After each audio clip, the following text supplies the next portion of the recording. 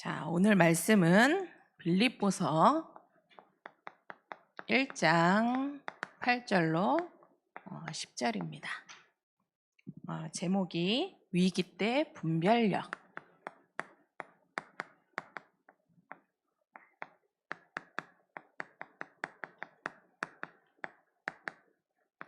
이 위기라는 말은 두 가지 뜻이 있어요. 우리가 어떤 상황에서 위험으로 갈 거냐 아니면 기회로 삼을 거냐, 이 위기가 그런 말이거든요. 이 위험으로 갈지 기회로 갈지 그거를 분별할 수 있는 힘이 있어야 돼요. 이 분별력이라는 말은 하나님께 속한 것이 무엇인지 아닌 것이 무엇인지를 분별할 수 있는 그 힘이 있어야 돼요.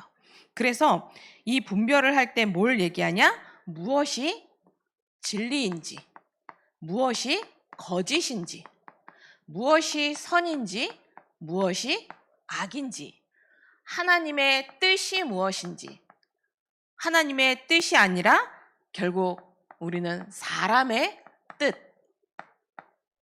우리는 하나님의 뜻이 무엇인지 알아야 되고, 근데 그 반대로 사람의 뜻이 무엇인지 알아야 돼요. 그리고 성령의 역사가 무엇인지, 악령의 역사가 무엇인지 분별할 수 있는 힘이 있어야 돼요. 그래서 여러분들이 지금 예배 나온 게 그게 성령의 역사인지, 예배 자리에 지금 못 나온 그게 악령의 역사인지 분별할 수 있어야 돼요. 근데 우리는 이거를 쉽게 생각해요. 내가 오늘 시간이 안 돼서 예배 못 드린다 생각해요. 집에 있는데도 불구하고 이 시간에 못 나오는 건요, 성령의 역사예요, 악령의 역사예요? 응? 여러분들이 오늘 이 자리에 온 거는, 예배 드리러 온 거는 성령의 역사예요, 악령의 역사예요? 성령의 역사죠. 그리고 여러분들이 게임할 때, 또 어떤 친구들은 또 우울증에 또 자해하는 초등학교 친구들도 있어요. 그 친구가 그렇게 할 수밖에 없는 거는 성령의 역사예요, 악령의 역사예요? 눈에 보이지 않지만 뭔가 붙잡혀서 결국은 그 친구가 악령의 역사 속으로 갈 수밖에 없다는 게 보여져야 돼요. 이 분별력이 없어서 우리 친구들이 이 영적 상태, 나의 영적 상태를 알지 못하는 거예요. 그러면 이 분별력이 없으면 결국은 우리는 위험 속으로 갈 수밖에 없어요. 그러나 이 분별력이 있으면 우리는 어떠한 위험이 와도 그걸 기회로 삼을 수 있어요. 그 영적인 분별력이 오늘 여러분들에게 생기는 시간 되길 바랍니다. 그런데 왜 우리에게 이 분별력이 없냐? 결국은 모든 사람이 지금 태생적 정신 문제 속에 있어서 그래요. 이 태생적 정신 문제는 뭘 얘기하냐? 창세기 3장에 결국은 우리는 태어날 때부터 정신적인 문제를 가지고 태어나요. 왜 태생적 정신 문제가 생길 수밖에 없냐?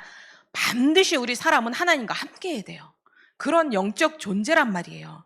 근데 하나님과 함께 해야 될 우리가 하나님을 떠났어. 그래서 영적인 기능이 죽어버리니까요, 우리한테 그때부터 태어나는 모든 사람에게 정신 문제가 와요. 그래서 그 태생적 정신 문제의 첫 번째가 뭐냐? 문제 아닌 걸 문제로 계속 얘기해요. 하나님과 함께 할 때는 우리의 벗은 게 문제예요? 문제 아니에요? 하나님이 우리 사람을 창조하실 때 우리한테 뭐 옷을 해입힌 게 아니에요. 벌거 벗었어도 그게 문제가 되지 않았어요. 그 말은 육신적인 게 문제 아니에요. 하나님과 함께 하는 게 중요해요. 근데 하나님을 떠나면서 문제 아닌 거, 내가 벗은 것 가지고 이제 자꾸 그걸 문제라고 얘기해요. 이 말은 뭐냐? 여러분들이 지금 내가 지금 공부 못하는 거, 내가 좀 화가 많은 거, 분노가 있는 거, 어떨 땐 우울한 거, 어떨 땐 동생 막 때리는 거, 그게 진짜 문제 아니에요.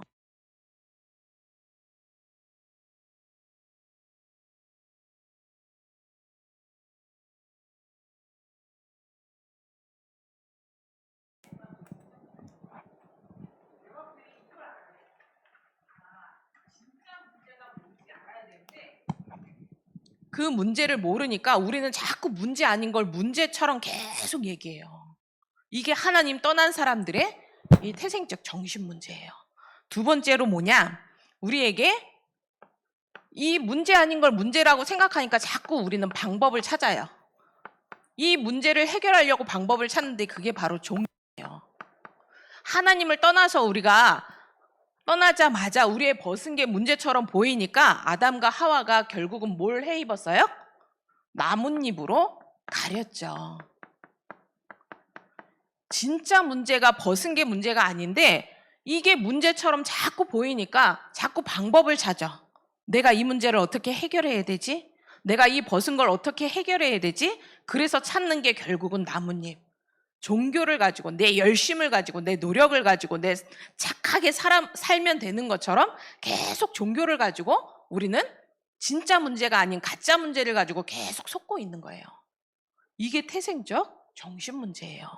그리고 세 번째는 뭐냐? 우리에게 뭐가 왔냐? 두려움,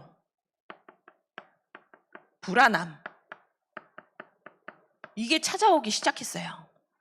하나님과 함께 할 때는요, 전혀 두려움 없었어요. 하나님과 함께 할 때는요, 전혀 불안함 없었어요.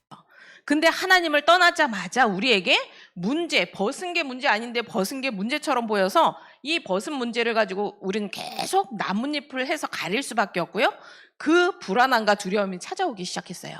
우리는 돈이 없어서 불안하다고 생각해요. 내가 공부를 못해서 학업에 대한 이 불안함이 있다라고 생각해요. 아니요, 공부 잘하는 친구도 불안해요. 두려워요. 돈이 있든 없든 모든 사람이요, 불안과 두려움이 계속 찾아와요. 왜? 그거는 하나님을 떠나서 온 영적인 문제이기 때문에. 이 태생적 정신 문제로 온 거기 때문에요. 돈이 있고 지식이 있고 내가 똑똑하고 외모가 아주 이쁘고 아무리 성공하고 명예가 있어도 상관없어요. 이 불안과 두려움은 계속 찾아오게 돼 있어요. 그리고 마지막으로 이 태생적 정신 문제의 마지막은요, 하나님의 낯을 피해요.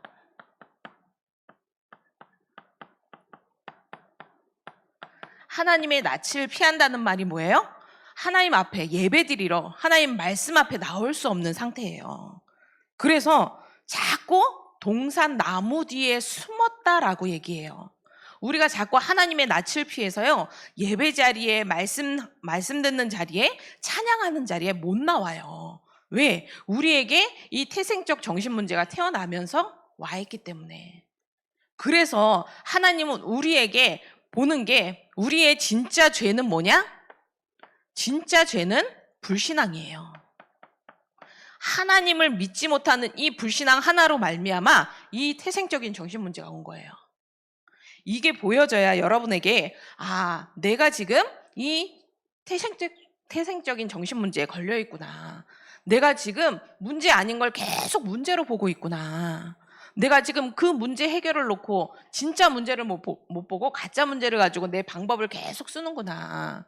그래서 결국은 나는 지금 계속 불안하고 두려울 수밖에 없구나. 그래서 내가 말씀 앞에 예배 앞에 못 나오는구나. 이게 보여져야 돼요. 그래서 결국은 사모님이 지난주도 머리 커트하러 갔을 때 그 헤어 디자이너 그 언니는 되게 예쁘게 생겼어요. 27, 8 되게 젊은 나이인데 어려서부터 헤어 디자이너를 시작해서 한 10년 됐대요. 근데 10년 돼서 아주 화려해요. 막 팔에 문신도 하고요. 되게 날씬하고요. 엄청 예쁘게 생겼어. 근데 머리 커트하면서 얘기하더라고. 자기는 매일 아침마다 가위 눌린대요. 그리고 자기는 고등학교 때부터 우울증이 있었대. 그리고 공황장애까지 있었대. 그래서 약을 먹는데 이게 잘 안 들으니까 이 약이 마약성 성분이 들어있는 약까지 먹었대요.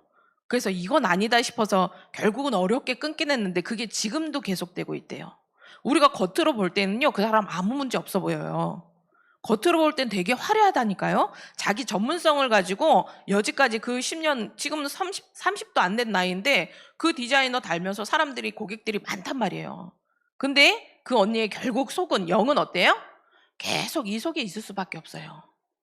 그게 왜 온지 몰라, 자기가. 근데 우리가 그걸 볼 수 있는 눈이 있어야 돼요. 그래야 우리가 복음 전할 수 있죠. 그게 사모님 보면서 사람들은 현장에서 완전히 이 상태 속에 있구나. 내가 왜 힘든지도 모르고 내가 단순히 마음이 이제 그 안에 이제 헤어샵 안에 이제 사람들과의 관계 속에서 굉장히 스트레스를 받더라고요.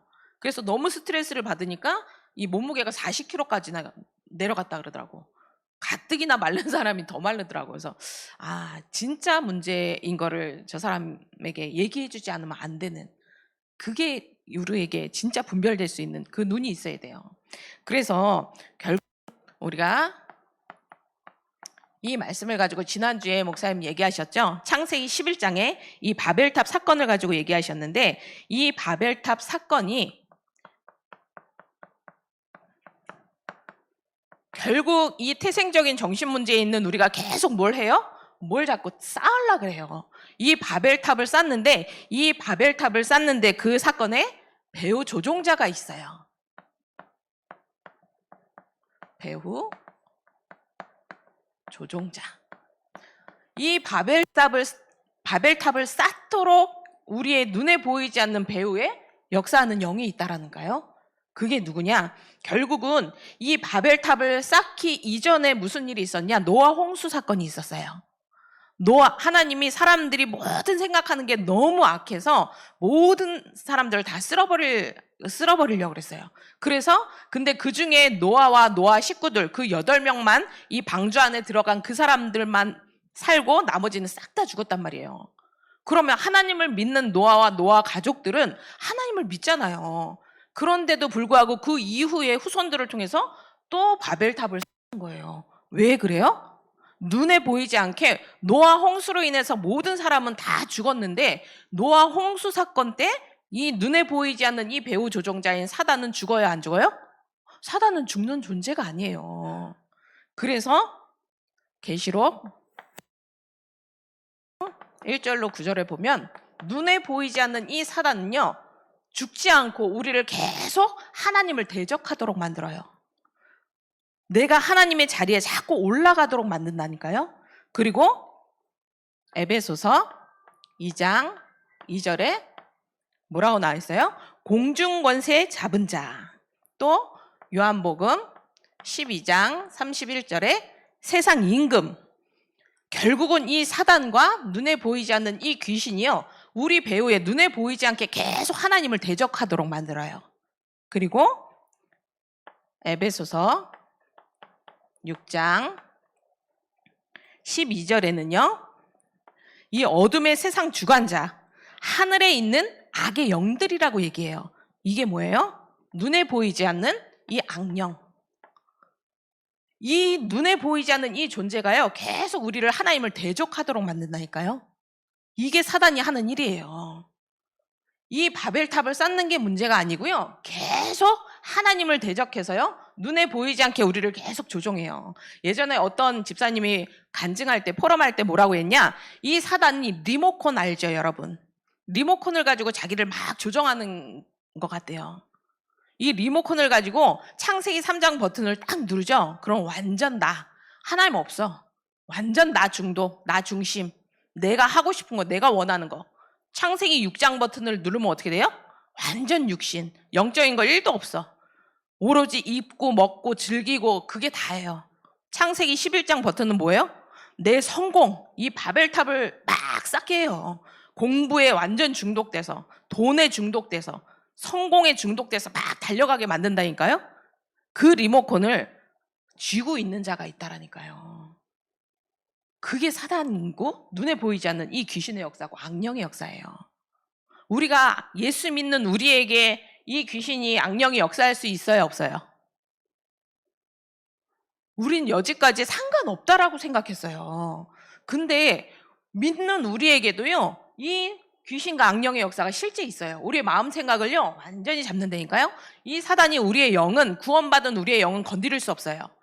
그런데 이 우리의 마음과 생각, 우리의 삶은요, 역사할 수 있다라니까요.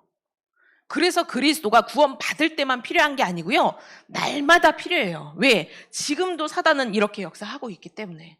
지금도 여러분들의 눈을 감기우고 말씀 못 듣게 계속 집중 못하게 하는 이 눈에 보이지 않는 존재가 있잖아요. 그게 배후 조종자예요. 이게 영적 사실이에요. 그러면 두 번째, 이 바벨탑 사건이 왜 문제인지,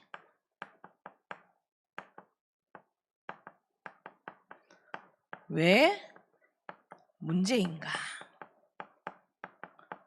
이 바벨탑 쌓는 게 왜 문제냐면, 첫째, 창세기 11장 4절에 보면 하늘에 닿게 하여, 이게 창세기 11장 4절에 보면 나와요. 이 탑을 만드는데 그냥 탑을 만드는 게 아니라요, 하늘 꼭대기에 닿게 만들자는 거예요. 그 말은 뭐예요? 하나님과 내가 비교보리라.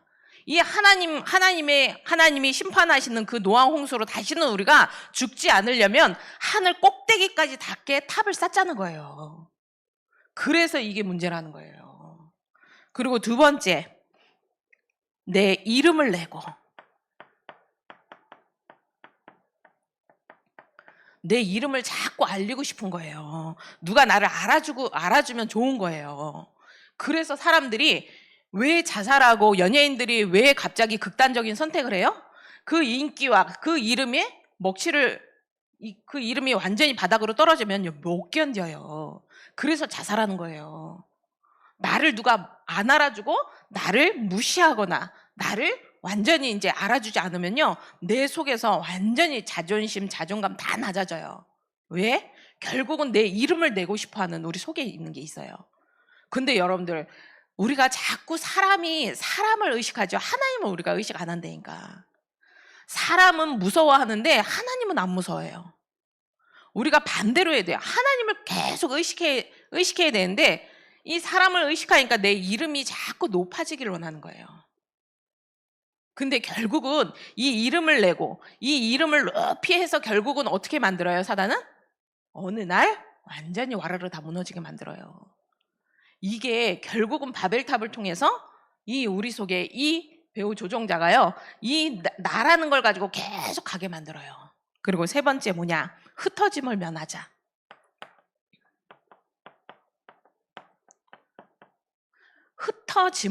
흩어지지 말자라는 거예요. 우리 흩어지지 말고 우리끼리 잘 살자는 거예요. 이 말은 뭐냐? 하나님 말씀을 대적하는 말씀이에요. 창세기 1장 27절에 하나님이 우리를 하나님의 형상대로 만드시고 생육하고 번성하고 땅에 충만하라 그랬어요. 그 말은 흩어져서 이 생명의 복음 전하라는 거예요. 근데 우리는 안 흩어지려고 그래. 우리끼리 모여서 우리 흩어지지 말고 우리끼리 잘 살자는 거예요. 그래서 창세기 2장 17절에 하나님이 뭐라 그랬어요? 선악을 알게 하는 나무의 열매를 먹으면 어떻게 된다고요? 반드시 죽는다 그랬어요. 하나님과 반드시 우리는 함께 해야 돼요. 하나님 떠나면 반드시 죽어. 근데 사단은 창세기 3장 4절에 뭐라 그래요? 결코 죽지 않아. 너 하나님 떠나도 결코 죽지 않아. 하나님의 말씀을 완전히 반대로 했죠. 하나님은 흩어지라고 했는데요, 이 사람들은 뭐라 그래요? 흩어짐을 면하자. 흩어지지 말자. 그래서 결국은 이 사단이요, 우리를 완전히 이 속으로, 이 하나님 없는 속으로 자꾸 가게 만들어요. 하나님의 자리에 내가 앉게 만들고요, 내 이름이 높아지게 하려고 그러고요, 결국은 흩어져서 복음 전하지 못하게 만드는 게 이게 사단이 하는 일이에요. 그래서 사모님은 이 말씀을 보면서 우리는 자꾸 실수 안 하려고 그래요. 우리는 실수할 수밖에 없다니까요. 우리는 자꾸 안 망하려고 그래요. 우리는 망할 수밖에 없어요. 우리는 불신앙 안 하려고 그래요. 그래도 우리 믿는 사람들이 자꾸 얘기하죠. 우리 포럼할 때, 불신앙 안 하려고요. 근데 우리 안 할 수 있어요? 안 할 수 없다니까요. 왜? 눈에 보이지 않는 이 사단이 지금도 계속 우리에게 뭐만 가져다 줘요? 불신앙만 계속 가져다 주는데요, 우리 이길 수 없어요. 우리는 자꾸 완벽해지려고 그래요. 내가 하나님이 아닌데. 자꾸 우리는 실수 안 하고요, 남에게 피해 안 끼치려고 그러고요, 남 불신앙 안 하려고 그래요. 근데 우리는 할 수밖에 없다라니까요. 그게 인정돼야 돼요. 그거 인정되면, 나는 실수할 수밖에 없는 이 태생적 정신 문제 속에 있구나. 눈에 보이지 않는 이 사단과 귀신과 악령이 실제 지금도 내게 역사하는구나.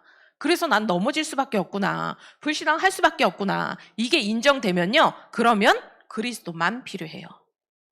왜? 우리는 육신적으로 넘어지는 거 아니에요. 우리는 이 불안과 이 두려움이요, 육신적인 것에서 오는 게 아니기 때문에 그래요. 영적인 사실이 보여지고 이게 분별되면요, 그리스도만 내게 필요하다라고 고백될 수밖에 없어요. 그걸 사단이 가리워서 계속 문제 아닌 걸 문제처럼 계속 우리를 생각하게 만들어요. 거기에 잡히게 만들어요. 그래서 마지막에 세 번째는 뭐냐?